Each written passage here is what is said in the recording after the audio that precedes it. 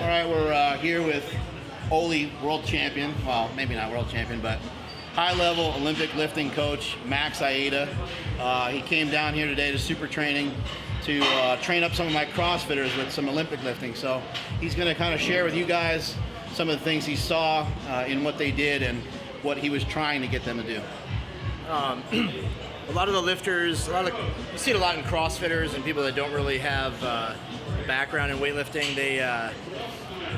They try to lever the bar off the ground with their hips. They kind of set up like they're doing a deadlift, and so they end up using their hips and their back to kind of lever the bar up, and they get it to about mid-thigh or whatever, or close to the hip in the snatch, and then they can't do much with it. They can't get a good second pull.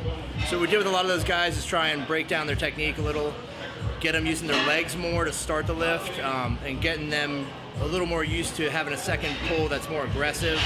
A lot of times you get people, and the same thing with them, they end up pulling the bar back, or they pull their shoulders back way too soon in the lift. And then they end up with the bar in the wrong spot, or they end up having no power at the top of the pull. So we tried to kind of work on just basic positions with some of them. There was kind of two groups. The first group was a little bit more beginner. They needed to work just on the basic positions and understand what the second pull was and how to get a good explosion. And then the second group was a little more advanced, and they started kind of working up in weights. They just needed more refining a little bit of the positions, getting used to catching the bar in the middle of their foot, getting their weight balanced in the right spot.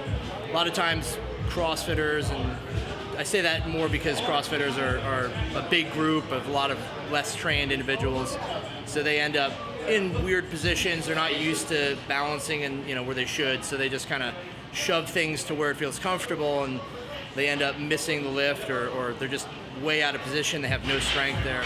So what are some ways to kind of solve these problems? Like, what if you had a guy, let's say at the end of a workout, or maybe even at the start of a workout, work on it nearly every day, just practice some of the drills just for 20 minutes. I mean, is that beneficial even with really light weights? Yeah, I mean, what I like to have people do is, everybody's always got a different problem, and a lot of coaching is about communicating to people. And for me, the biggest thing is if people can feel what the movement's supposed to feel like, then they can start to chase after that feeling. If they don't understand what they're doing, or they don't understand at all what they're trying to do, then they end up kind of stuck just hoping it's right.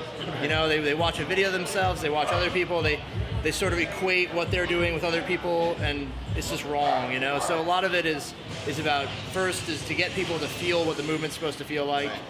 Teach them some body awareness so they know where they're supposed to be and what the bar is supposed to be doing. And then, from there is you give them drills to kind of get that to happen, So one of the guys, I had him do a little drill where he kind of just bounces the bar against his leg, just so he knows what it feels like when the bar contacts him at that point. And he got that, and then he started going from there to kind of lifting the bar to his hip, hitting it, and so on and so forth. You just build on those little things, they'll start to get a whole movement that comes together. What I always wonder is, with form issues and mobility issues, and there's a lot of other issues going on, so it's like, where do you like to kind of implement these things that's convenient for you?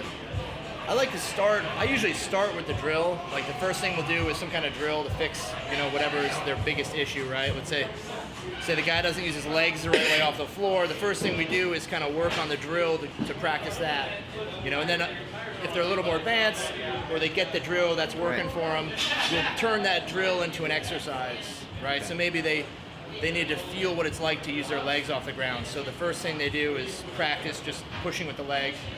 Second thing they do maybe is start like a clean or something slowly, and then pause at the knee, right? Then they understand what that feels like to get their legs into it. And then we go from that to doing the actual lift.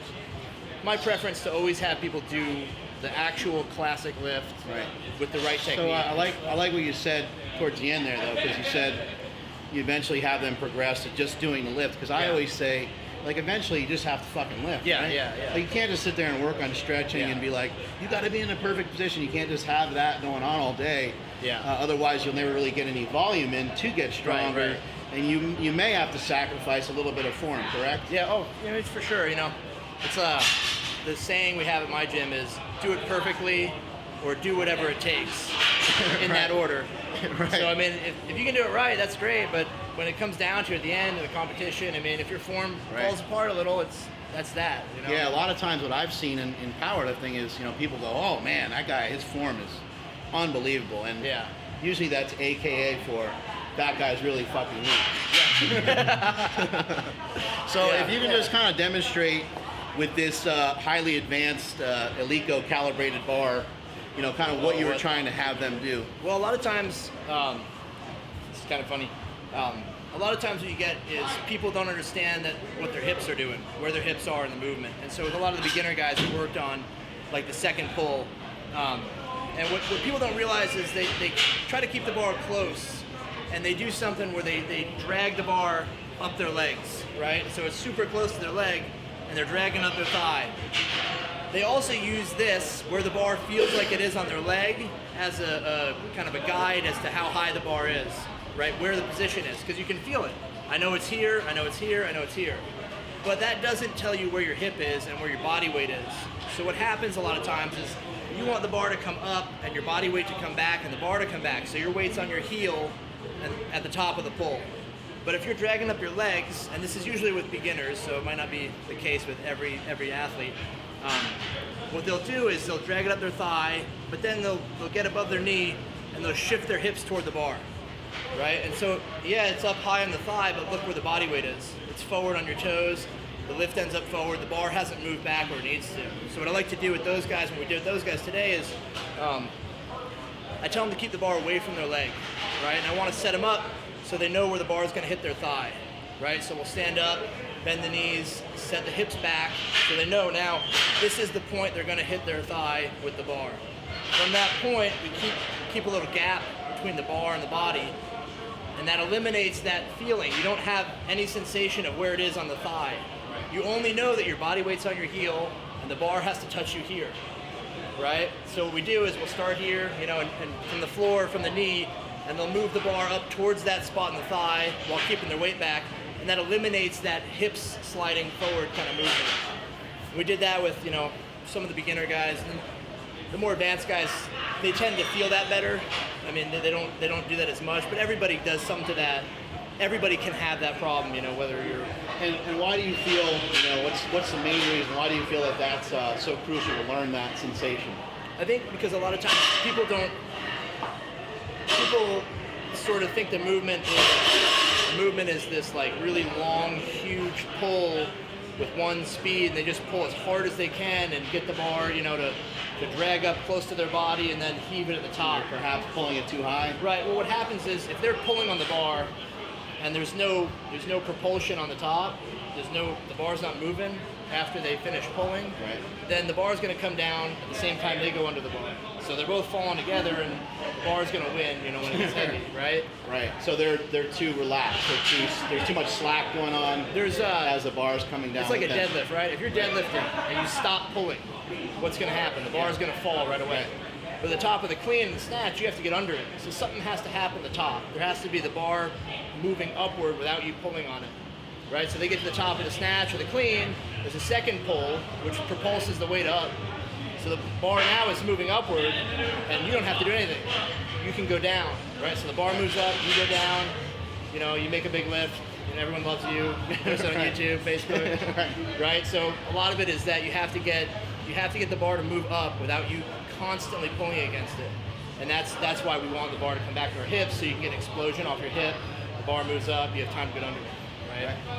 Okay, so just in closing here, just give us, 3 things that you feel that will help anybody with their Olympic lifts. Could be something real simple, could be a form thing, just whatever you feel. 3 things. 3 things that'll just improve their Olympic lifting overall. 3 things. I'd say when you squat, when you back squat or front squat as low as possible and wear weightlifting shoes. When you do Olympic lifts, work on your technique first, and don't try to go heavy all the time. Work on your technique till it becomes consistent, and then once it's consistent, try to make it better, and then work on going up in weight. And then the third would be born in Russia.